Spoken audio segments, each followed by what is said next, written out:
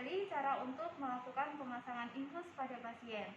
Sebelum kita melakukan pemasangan infus pada pasien, kita akan mengenali kembali alat-alat yang harus kita persiapkan dalam proses pemasangan infus. Yang pertama adalah bengkok untuk menempatkan sampah. Nah, sampah yang nanti ditempatkan pada bengkok ini adalah sampah infeksius. Kemudian jika nanti di dalamnya ada jarum, nanti sampah jarumnya akan kita pisah pada tempat sampah jarum. Kemudian setelah itu sampah infeksius yang lain yang non jarum akan kita buang pada tempat sampah infeksius yang di dalamnya sudah ada plastik berwarna kuning. Nah, nanti Anda siapkan juga untuk sampah non infeksius nanti digunakan untuk membuang benda-benda yang tidak terkena cairan tubuh pasien. Gitu. Kemudian selanjutnya kita siapkan juga torniket nanti digunakan untuk memfiksasi vena area tusukan yang nanti kita lakukan pada pasien supaya venanya tidak bergerak sehingga nanti ketika IV kateter masuk, IV kateter benar-benar masuk ke dalam vena sehingga kita tidak akan melakukan penusukan ulang pada pasien sehingga kita tidak akan menyakiti pasien. Selanjutnya kita siapkan IV kateter. IV kateter ini prinsipnya steril ya, jadi dia masih di dalam bungkusan. Kemudian di sini sudah ada tulisan 22G, artinya adalah 22 gauss. Ini adalah ukuran dari IV kateter. Kemudian IV kateter bentuknya seperti ini. Kita pakai yang merek Inflow. Ada beberapa merek yang lain yang biasa dikenal oleh masyarakat awam atau istilahnya perawat-perawat yang biasa bekerja di rumah sakit yaitu Apuket. Jadi ini sama dengan Apuket. Kemudian selanjutnya adalah infuset. Ini nanti untuk dipasangkan pada botol infus. Nah, di infuset ini Anda harus mengenali apakah infuset ini termasuk tetesan makro dan mikro. Melihatnya dari mana? Melihatnya dari sini. Di sini ada tulisan 20 drops sama dengan 1 ml. Artinya 20 tetes pada infuset ini mewakili 1 ml cairan. Ini adalah tetesan makro. Kalau tetesan mikro, biasanya kita akan menggunakan 60 drops atau 60 tetes, itu setara dengan 1 cc. Ini prinsipnya sama ya, ini untuk jarum yang di dalamnya steril, jadi ini masih tetap di dalam bungkusan. Selanjutnya, IV 3000 kita persiapkan nanti untuk memplester pasien, menutup area luka, sehingga untuk mencegah infeksi dan untuk memfiksasi nanti area selang kateter yang dekat dengan area tusukan infus. Selanjutnya kita siapkan alkohol swab secukupnya, jadi nanti digunakan untuk mendesinfeksi atau mensterilkan area tusukan. Selanjutnya Anda siapkan cairan infus. Nah, cairan infus ini ada yang koloid, ada yang kristaloid. Nanti diberikan pada pasien sesuai dengan maintenance atau istilahnya kebutuhan cairan pasien. Ini ada NaCl 0,9% dan ini ada RL. Selanjutnya ada perlak pengalas nanti untuk mencegah adanya tetesan infus atau cairan yang membasahi pada kulit pasien. Kemudian sarung tangan bersih. Kemudian Anda siapkan juga nanti jika ternyata di kulit pasien tidak ada tiang untuk menggantungkan infus, Anda siapkan di sini. Nah, selanjutnya sebelum kita ke pasien, kita harus mempersiapkan semua alat. Anda baca dulu catatan keperawatan, terapi infus yang diberikan pada pasien itu apa? Cairannya RLK atau NaCl 0,9% atau dextrose atau cairan yang lain. Jadi nanti untuk pasien ini akan kita pasang ringer lapak, kemudian 15 tetes per menit untuk maintenance cairan. Nah, sebelum Anda mempersiapkan selang infus dan botol infusnya, Anda cuci tangan dahulu. Setelah cuci tangan, Anda bisa menggunakan hand spray.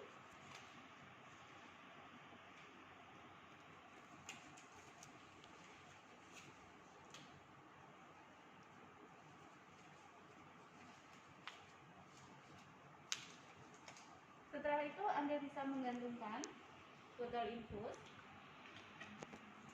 Nah, di sini masih ada segelnya ya. Jadi di area sini Anda pertahankan nanti steril. Sebelum Anda tusukkan infuset harus steril.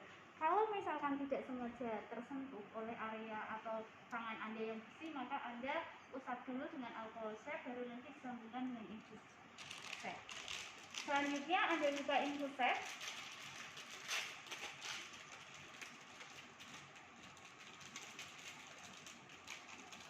Nah, di infuset ini ada beberapa bagian yang perlu Anda kenali. Nah, yang pertama adalah roller. Roller ini biasanya letaknya itu mendekati area infuset yang nanti disambungkan pada IV kateter. Nah, nanti pada saat belum pemasangan kita naikkan rollernya mendekati reservoir, karena nanti roller ini digunakan untuk mengatur tetesan infus.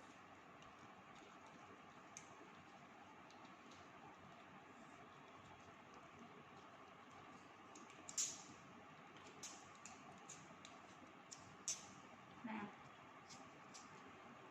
roller ini gunanya adalah untuk mengatur tetesan infus. Nah, di sini ada yang berwarna biru. Biru ini adalah rollernya. Jika roller Anda geser ke bawah, ini artinya adalah Anda mengunci tetesan sehingga infus ini tidak akan menetes. Tapi kalau ini full ke atas seperti ini, berarti ini adalah loss clamp atau tetesan cepat. Nah, jadi Anda mengaturnya nanti tetesan bisa Anda turunkan ke bawah seperti ini ya. Kemudian selanjutnya di sini ada reservoir, nanti digunakan untuk memasukkan cairan infus. Nanti Anda isi dulu untuk pertama kali reservoir ini diisi sampai batas yang ada di sini, jadi setengah. Selanjutnya untuk ini adalah jarum yang nanti ditusukkan pada infus. Ini ditutup kenapa? Karena ini harus steril. Jadi tidak boleh terpegang oleh alat-alat yang kotor atau prinsip bersih. Kemudian di sini ada ujung dari IV kateter. Ini adalah jarum, jangan Anda lepas dulu. Ini gunanya nanti untuk mempertahankan kesterilan ujung dari IV infuset yang nanti disambungkan pada IV kateter.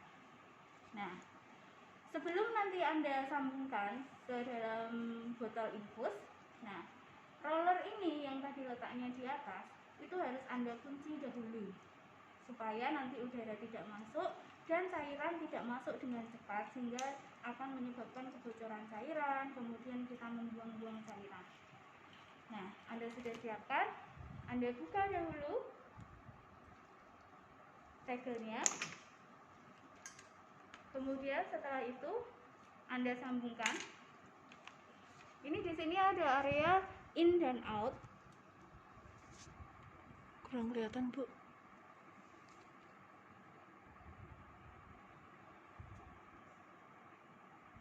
Iya.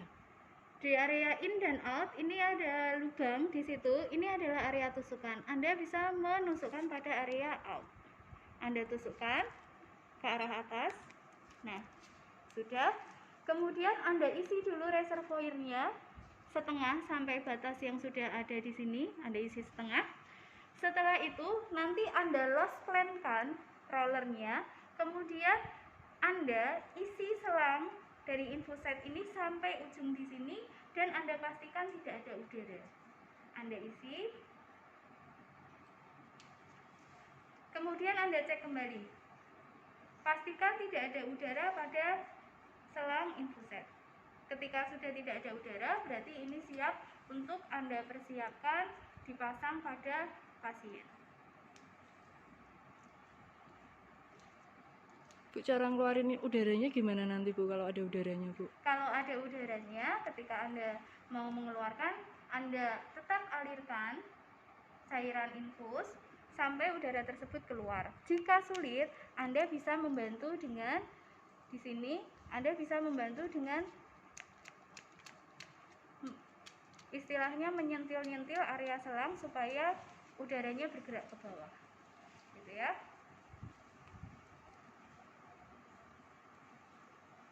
Sudah. Ketika alat-alat ini sudah siap, maka Anda siap untuk melakukan pemasangan infus kepada pasien. Selanjutnya kita akan melakukan fase orientasi pada pasien setelah kita menyiapkan alat-alat untuk pemasangan infus. Nah, Anda mengucapkan salam dahulu, kemudian memperkenalkan diri pada pasien, kemudian Anda tanya tentang identitas pasien sesuai dengan gelang identitas yang dipasang pada tangan pasien. Kita mulai sekarang. Selamat pagi, Ibu. Selamat pagi. Ya, perkenalkan nama saya adalah Narsila. Saya akan merawat Ibu dari jam 8 sampai dengan jam 2 siang nanti. Nah, sesuai dengan prosedur rumah sakit, boleh saya pinjam tangannya yang ada gelang identitas? Ya, permisi ya Bu, saya buka dulu background-nya. Boleh minta tolong disebutkan nama, kemudian usia, tempat tanggal lahir. Fitri 31 tahun, Semarang 30 Januari 89. Ya, sudah sesuai, yaitu pada pagi hari ini saya datang ke ruangan ibu untuk melakukan pemasangan infus. Kebetulan tadi ketika ibu masuk rumah sakit ada keluhan mual dan muntah yang ibu alami selama 3 hari ini sehingga ibu merasa lemas. Dan hasil pemeriksaan darah ternyata ada beberapa ion yang ada di dalam darah ibu mengalami penurunan karena ibu mual dan muntah, kemudian tidak makan dan tidak minum. Jadi pemberian cairan infus nanti untuk mengembalikan status cairan tubuh ibu supaya kembali ke nilai yang normal di situ. Nanti akan ada pengecekan darah lagi ketika kami sudah memasukkan 2 selaput infus pada pembuluh darah ibu di situ. Nanti akan saya pasang di punggung tangan ibu. Ibu berkenannya di punggung tangan kanan atau kiri? Kanan saja. Kanan saja, tidak apa-apa ibu. Ya, nanti kalau makan tidak terganggu? Tidak. Oh ya, begitu. Nanti saya pasang di punggung tangan ibu. Rasanya akan sedikit sakit, tapi ibu bisa tarik nafas dalam sesuai yang sudah saya ajarkan pagi-pagi ya bu ya, sebelum saya ke ruangan ibu. Kemudian saya akan memerlukan waktu sekitar 15 menit. Ibu bersedia? Ya. Sebelumnya ada yang mau ditanyakan? Tidak ada. Tidak ada. Saya cuci tangan dulu, kemudian saya cuci. Anda cuci tangan, kemudian Anda jangan lupa untuk mempertahankan privasi pasien sehingga Anda tutup tirai pasien. Setelah Anda cuci tangan, Anda bisa menggunakan handscoon.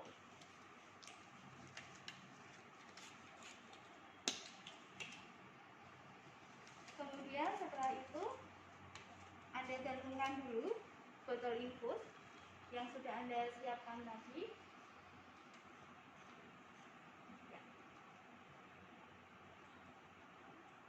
Anda dekatkan ujung dari selang infus ini pada pasien supaya nanti memudahkan Anda untuk memasang infus. Permisi ya ibu, Anda pasang kerak pengalas pada pasien. Permisi, saya pasang dulu kerak pengalasnya ya bu ya, nanti supaya kalau ada darah, ada cairan tidak mendatangi begitu. Permisi. Kemudian selanjutnya Anda siapkan untuk IV kateter, Anda dekatkan pada pasien, kemudian bengkok Anda dekatkan pada pasien, kemudian alkohol swab Anda dekatkan pada pasien. Nah, kita nanti akan menggunakan IV 3000. Anda sebelumnya dibuka dulu IV 3000 supaya nanti Anda lebih mudah.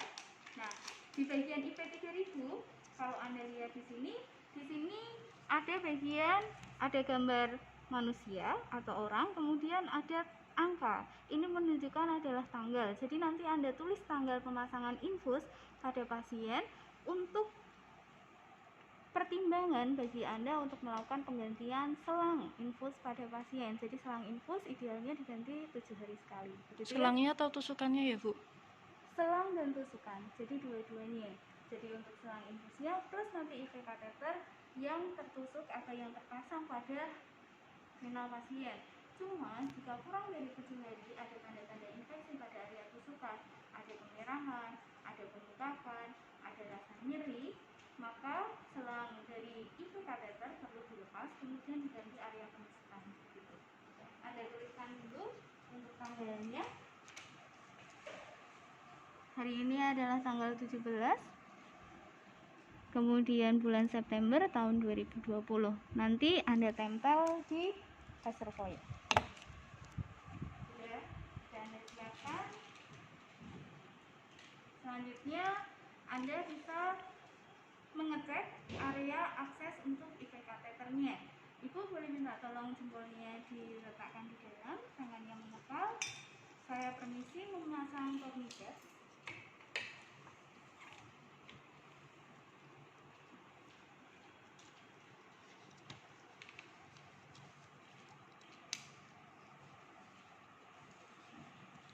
Ketika venanya tidak terlihat, Anda bisa membersihkan area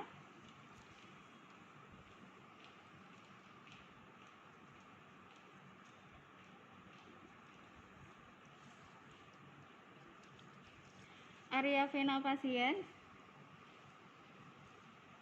supaya lebih terlihat.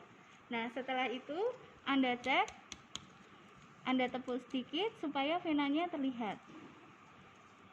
Nah, di sini ada beberapa vena. Ini ada yang lurus, ada yang bercabang, dan ada yang lurus.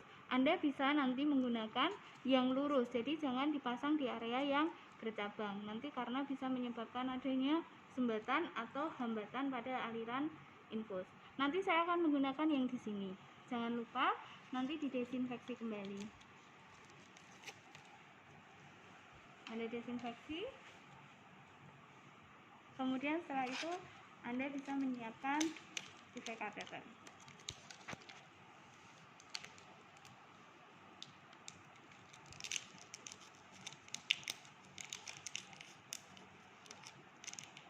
Anda pastikan jarum terpasang dengan baik dan ini juga tertutup rapat, jadi jangan dibiarkan untuk terbuka. Setelah itu di bagian ini jarum dan selang dari IV kateter ini harus steril ya, jadi tidak boleh dipegang. Ketika Anda sudah yakin untuk melakukan pemasangan atau penusukan IV kateter, nanti jarumnya, lubang jarum menghadap ke atas. Anda pastikan pasien untuk menarik nafas dalam. Menghadap ke atas gimana, Bu? Yang ini lubang jarum menghadap ke atas. Bentar, Bu, belum kelihatan. Ya. Sudah terlihat? Ya. Ya, itu nanti menghadap ke atas. Jadi proses pemasangannya nanti seperti ini. Begitu? Ya. Ya. Ibu, saya akan menusuk tangan Ibu. Ibu bisa tarik nafas dalam? Ya. Anda tusukkan, kemudian Anda cek apakah ada darah yang masuk. Jika belum, Anda masukkan kembali.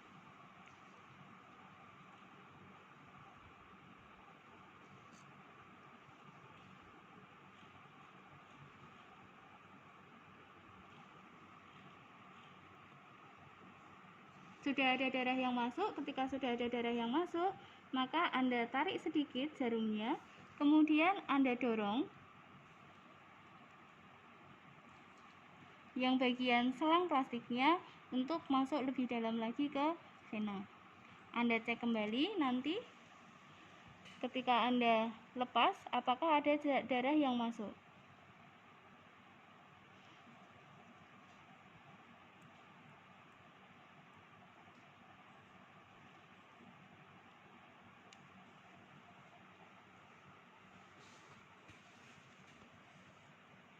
Nah, ketika sudah ada darah yang keluar, Anda tekan dulu dengan menggunakan jempol Anda supaya darah tidak keluar dari IV kateter. Kemudian setelah itu Ibu bisa dibuka tangannya. Anda bisa menyambungkan dengan pada infuset. Anda keluarkan dulu darah sampai dengan ujung supaya tidak ada udara. Nah, kemudian Anda sambungkan dengan selang infuset. Kemudian Anda lost clampkan dulu untuk memastikan bahwa aliran lancar. Dilihat alirannya sudah lancar. Anda lost clamp dulu supaya tadi darah yang keluar tidak membeku sehingga tidak menyumbat aliran infus. Anda bersihkan dulu area penusukan. Kemudian setelah itu Anda bisa memasang IV 3000.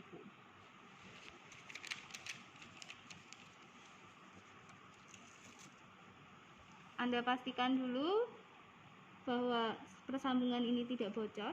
Jika masih ada darah yang berada di area luka, Anda bersihkan dulu dengan menggunakan kapas alkohol.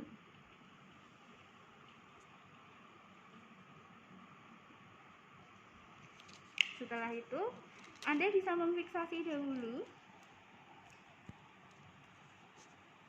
IV kateter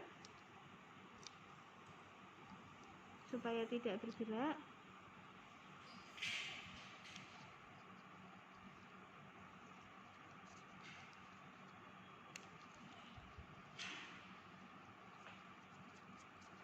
Kemudian Anda bisa memasang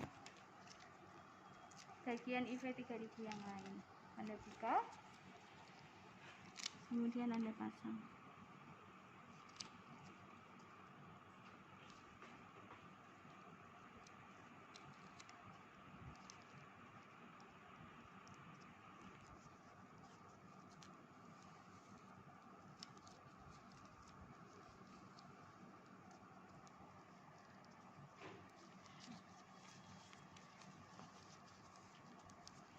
Anda rekatkan dulu semuanya pada tangan pasien.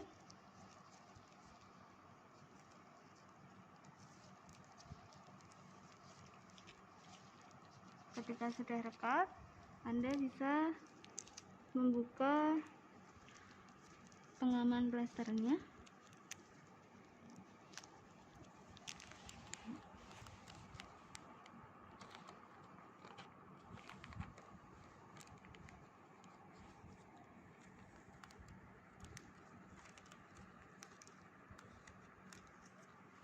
Ya, Anda rapikan dulu.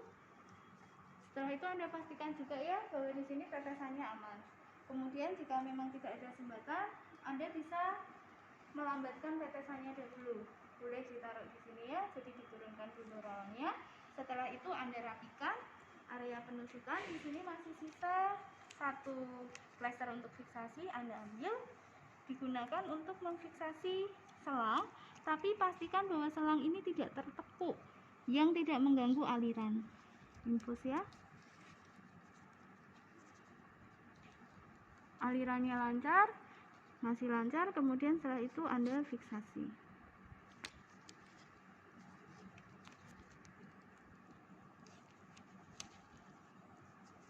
Ya.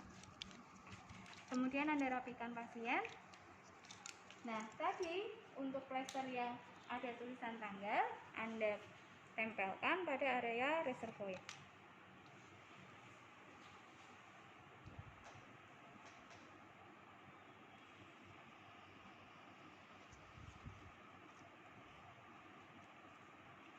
Sudah Anda rapikan pasien. Ibu, saya sudah selesai untuk memasang. Tadi bagaimana apa yang dirasakan? Sedikit sakit. Sedikit sakit itu ya. Masih bisa ditahan sakitnya? Saat ini sudah berkurang sakitnya atau masih sakit? Sudah tidak sakit. Ya. Saya izin permisi untuk cuci tangannya dulu ya Bu. Nah, Anda buang sampah-sampahnya. Untuk yang sampah yang non infeksius Anda buang pada tempat sampah non infeksius. Tapi yang sampah infeksius nanti Anda buang pada sampah infeksius. Nah, untuk jarum Anda letakkan pada tempat jarum.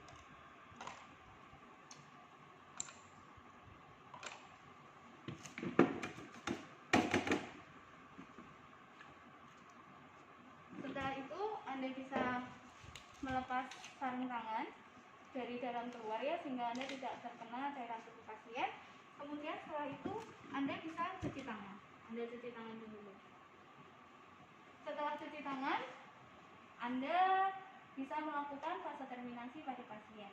Ibu, tadi saya sudah selesai untuk melakukan pemasangan infus. Nah, ini saya set 15 tetes per menit ya Bu. Nah, kalau 15 tetes per menit, Anda mengatur dengan menggunakan jarum jam bahwa infus ini atau cairan ini menetes 4 detik sekali. Jadi kalau di sini ada jarum jam ini akan bergerak 4 kali. 1, 2, 3, 4. Nah, baru cairan infus ini menetes.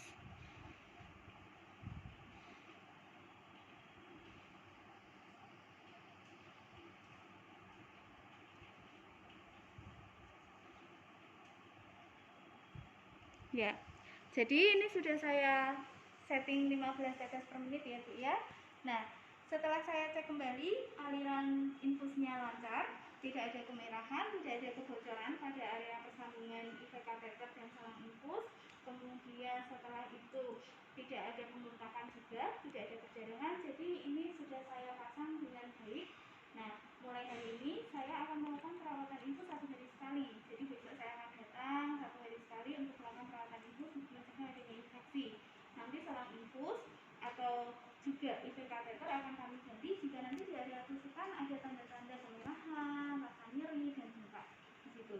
Jika tidak ada, nanti akan kami ganti 7 hari sekali untuk mencegah infeksi. Nah, Ibu ada yang mau ditanyakan? Tidak ada. Tidak ada. Jika tidak ada, nanti saya akan kembali ke nurse station. Pukul 12 saya akan kembali di sini ke sini lagi untuk memonitor tanda-tanda vital Ibu. Jika Ibu memerlukan bantuan, silakan pencet bel yang ada di pojok kanan atas. Terima kasih, selamat pagi.